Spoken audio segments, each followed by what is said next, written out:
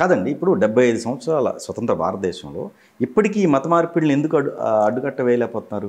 ఇప్పుడు హిందూ సంఘాలు ఉన్నాయిగా మీకు దీనికి చాలా జరగాలి స్వామి. మత మార్పిళ్ళు దానికి నేను అవేర్నెస్ ఎందుకు రావట్లేదు? అవేర్నెస్ ఎందుకు రావట్లేదంటే అసలు ముందు ప్రాథమికంగా జనాల్లోనూ ప్రభుత్వాల్లోనూ అసలు తీవ్రమైన ఒక ఐడియాలజీ డెవలప్ కావాలి. లైక్ మోడీ గారు లాగా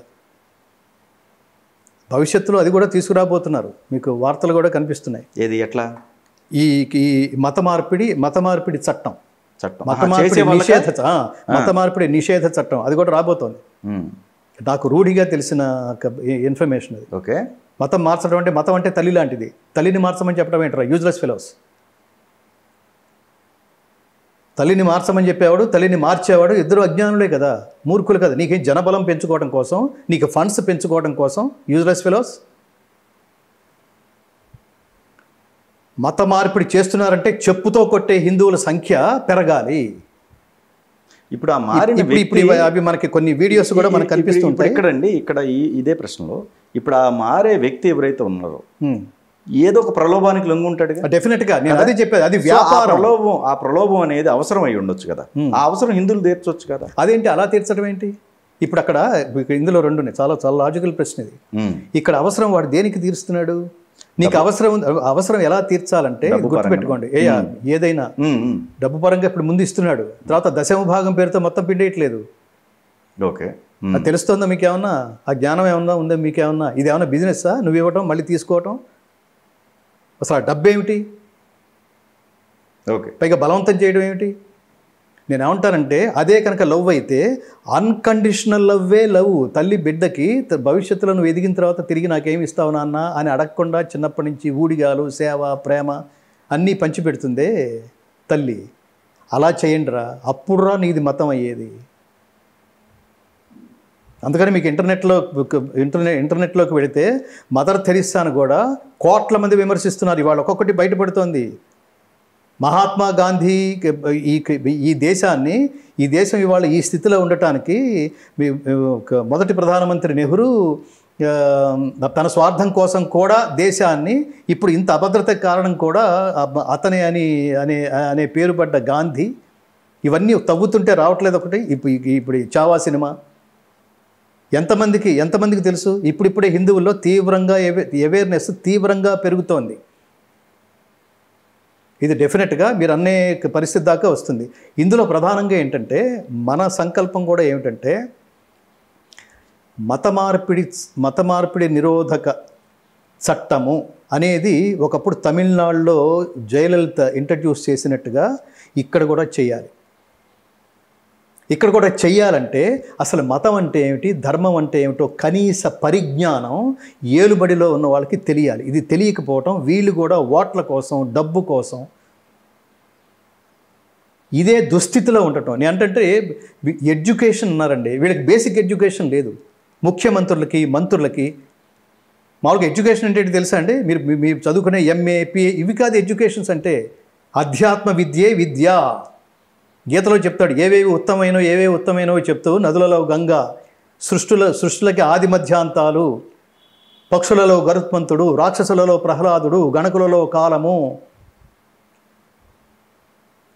ఇవన్నీ నేనే అని చెబుతూ ఈ మాట కూడా చెప్తాడు పరమాత్మ. విద్యలలో అధ్యాత్మ విద్య. అధ్యాత్మం అంటే కేవలం పరమాత్మనే కాదు, ధర్మం ఏమిటో తెలుసుకోవటం, ఏది నిజమో ఏది అబద్ధమో తెలుసుకోవటం, ఏది శాశ్వతమో ఏది అశాశ్వతమో తెలుసుకోవటం, అది అధ్యాత్మము, అది ఆత్మ విద్య. ఆత్మ అంటే పరమాత్మ.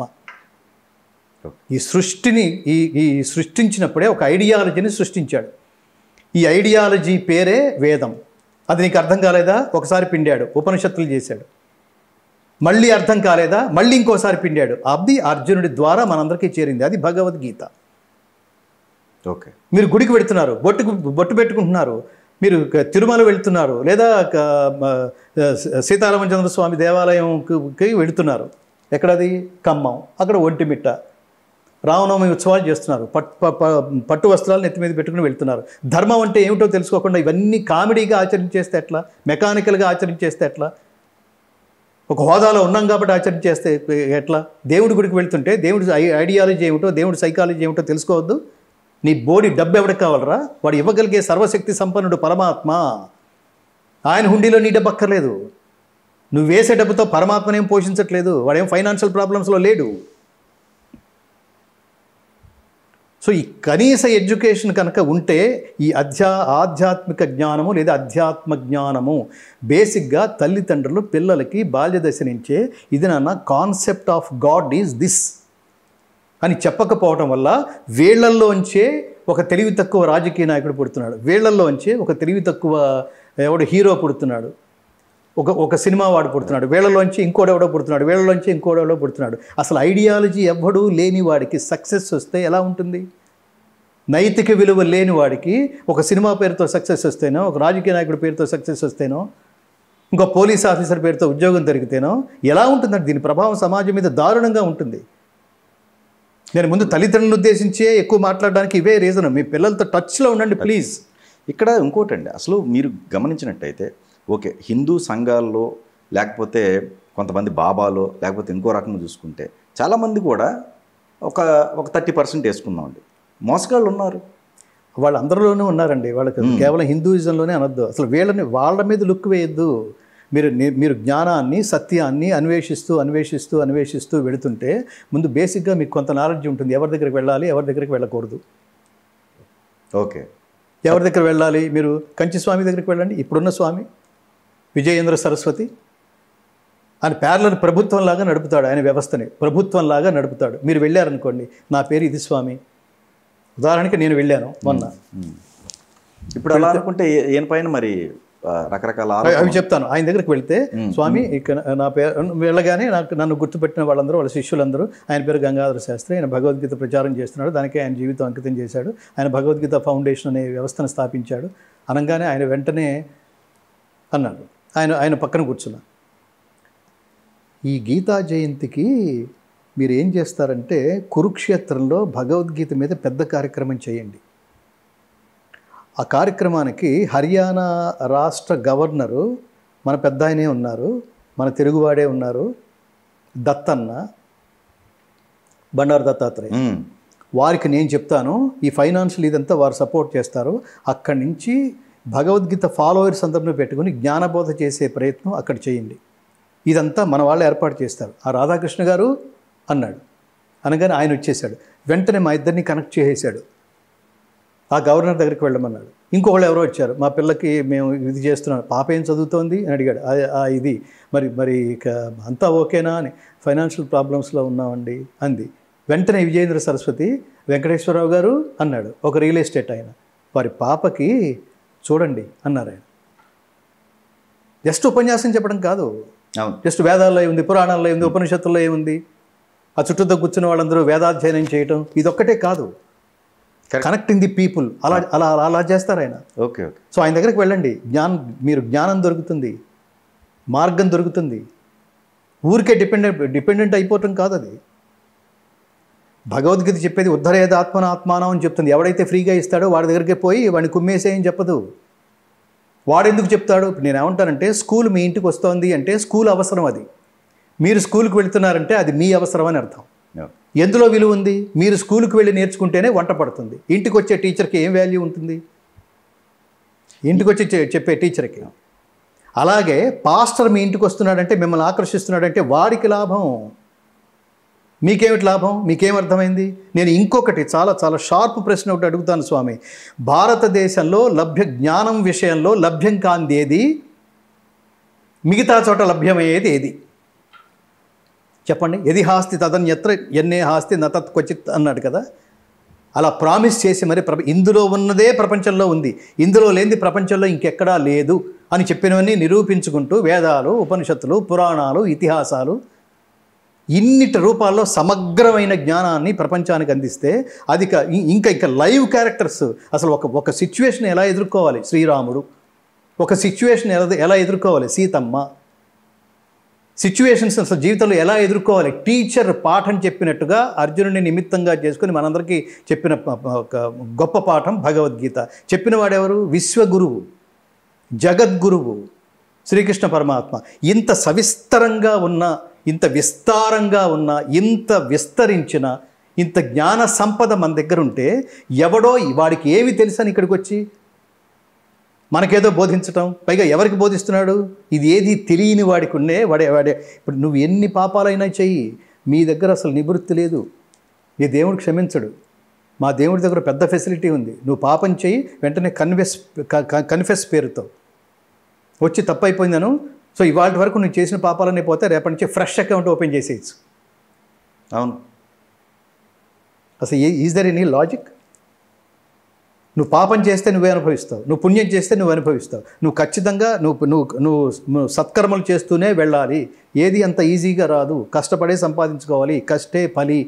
ఇన్ని చెప్తుంటే మీరు అసలు కష్టపడక్కర్లేదు, ఇంటికి తీసుకుని డబ్బు ఇస్తున్నాం, మీ పిల్లలకి ఏమంటారు విద్య నేర్పిస్తాం, మీ వాళ్ళకి హాస్పిటల్లో జాయిన్ చేస్తాం, మీ పిల్లలకి మల్లెపూలు కూడా మేమే కొని పెడతాం. ఎంత నాన్ సెన్స్ అనేది. డిపెండెన్సీ ఈజ్ అది చాలా ignorance. Dependency is a greatest ignorance, greatest weakness. మీరు జపాన్లో ఒక సామెత ఉంది, మీరు చేపలు పట్టేవాడికి అంటే ఆకలేసిన వాడికి చేపని పట్టి ఇవ్వడం కంటే వాడికి చేపలు పట్టడం నేర్పిస్తే లైఫ్ అంతా సెటిల్ అవుతాడని. ఉద్ధరేదాత్మన ఆత్మానం అదే. లేదా నేను మీకు 10 గంటలకు మీకు భోజనం తెచ్చిస్తున్నాను అనుకోండి, రేపు 10 గంటలకు మీరు రెడీగా ఉంటారు. భోజనం తెచ్చుకోవటం ఎలా? మీకు నేను పని చూపించి అది కదా చేయవలసింది అంటున్నా. నాకు వాళ్ళ ప్రీచర్స్ చూస్తుంటే, పాస్టర్స్ ప్రీచర్స్ చూస్తుంటే, దీన్ని ఎదుర్కొంటున్న వాళ్ళు చాలామంది ఉన్నారు స్వామి సమాజంలో. మీకు అంటే చాలా హార్ష్గా మాట్లాడినా జనాలకి ఇట్లా మాట్లాడితే కానీ జనాలకి వెళ్ళదనే మోడ్లో ఆయన మాట్లాడుతూ ఉండొచ్చు. రాధా మనోహర్ దాస్, కరుణాకర్ సుగ్గున, లలిత్ కుమార్, ఈ యూత్లో వీళ్ళ ఏం లేదో చెప్తున్నారు. అక్కడ వెళ్ళక్కర్లేదు, అంతా ఇక్కడ దొరుకుతోంది అని చెప్తున్నారు. నువ్వు బద్ధకస్తుడు అయితే డెఫినెట్గా అట్టే పోతావు. మీ అభిప్రాయం ఏంటండి రాధా మనోహర్ దాస్ గారి పైన? అదే చెప్తున్నాను. ఆయన షార్ప్గా చెప్పే ఇప్పుడు నేను ఇంకొకటి కూడా ఏమంటానంటే, ఇందులో ఎంత ఉందో చెబుతూ అందులో ఏది లేదో అలా వచ్చి అలా వెళ్ళిపోయేట్టుగా చెప్తే దీనికి మీరు చాలా విలువిచ్చినట్టు. లేకపోతే మన జీవితం అంతా వేస్ట్ అవుతుంది. అందులో లేదు అని చెప్తూ దాని మీదే దాన్ని ఏమంటారు, దాన్ని ఏం భక్తి అంటారు, దాన్ని వైరభక్తి అంటారు. చివరికి చెప్తూ అందులో పొరపాటున అందులో ఒక ట్రాన్స్ఫర్మేషన్ వచ్చే ప్రమాదం కూడా ఉంది. అది వద్దు అనుకుంటూ అందులో అది సమయం అంతా వృథా. అందులో లేదని తెలుసుకున్నప్పుడు నో. తత్వం అసి ఛాందోగ్యోపనిషత్తు. నువ్వే అది అయి ఉన్నావు. ఆ నువ్వే అదేంటో చెప్పు. నువ్వు పని తీసుకున్నావు అనుకో, ఆ పనే నువ్వైపోయి చేయాలరా. ఎవడు నీ దగ్గరకు వచ్చినా, ఎంత గొప్ప మాట చూడండి ఇది, ఎవడు నీ దగ్గరకు వచ్చినా నీ పేరు పెట్టి ఇంకా పిలవటం పోవాలి. పోయి ఇంజనీర్ గారు నమస్కారం, భగవద్గీత గారు నమస్కారం, తెలుగు మాస్టారు నమస్కారం. నువ్వు ఏ పని ఎంచుకున్నావో పనితో పిలిపించుకోగలిగితే నువ్వు కర్మయోగి అవుతావు. యోగం అంటే కలయిక. ఆ పనితోనే నీ యోగం సంప్రాప్తించిందని అర్థం. ప్రతివాడు పని అలా చేయాలి. జస్ట్ ఉద్యోగం చేసి నెలాఖరు వచ్చేసరికి ఆ శాలరీ ఏదో తీసుకుని వీడి మొహానికి ఇదే ఎక్కువ అనుకుంటూ ఉద్యోగం చేసి కర్మలు చేసే పద్ధతి ఇది కాదు. వెనకొచ్చే శాలరీ కాదు. పనిని ఎంజాయ్ చేయి. పనిని ఎంజాయ్ చేయడమే శాలరీ. పనిని ఆనందిస్తూ చేయడమే శాలరీ. పని తర్వాత వచ్చే శాలరీ బోనస్గా భావించాలి.